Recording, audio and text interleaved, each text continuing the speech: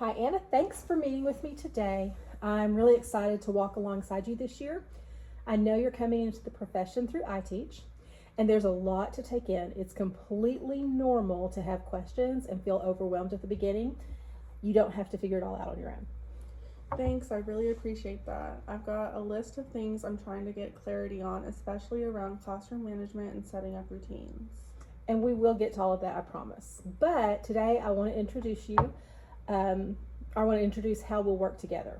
Instructional coaching isn't about evaluation, it's about support. So think of me as a thought partner, someone to help you reflect, to grow, to feel confident in your classroom.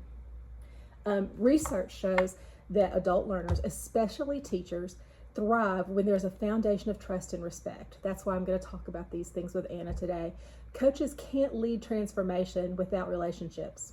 According to Chalotz and Riley, trust is the entry point to every meaningful coaching conversation. Adults need to feel safe before they can reflect honestly and try something new. So when I'm meeting with my friends or my mentees, I'm going to make sure that they have a chance to build that kind of trust. We'll get back to it. All right. So one of my main goals in this is to build a partnership based on trust. That means I'll always start with listening, and I mean really listening, not just trying to get you to say what I want you to say, but also listening to your questions, your fears, and your ideas. We'll co-create your goals, and I'll be here to offer resources, model strategy, and reflect with you. That makes me feel a lot better already. I was kind of worried coaching meant someone watching me to point out everything I'm doing wrong. I imagine you did. I felt that way too. I get that, but nope. Coaching isn't about fixing, it's about growing.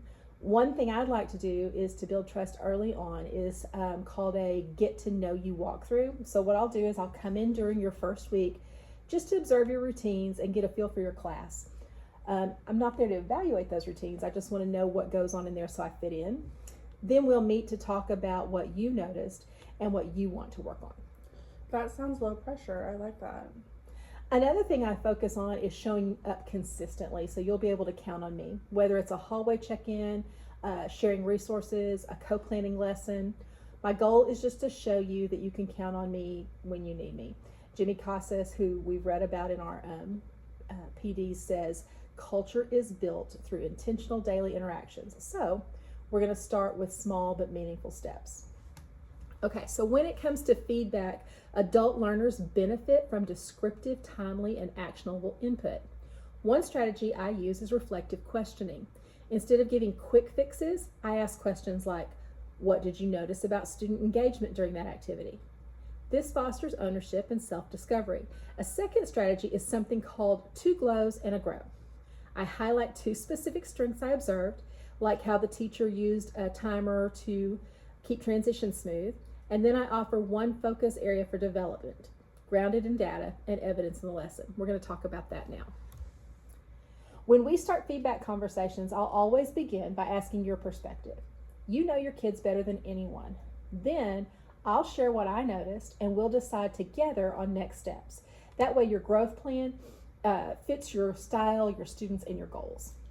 That sounds super helpful. I feel like I'm going to have a lot of glows and grows in the beginning. That's part of the process. You don't have to be perfect. You just have to stay open to learning.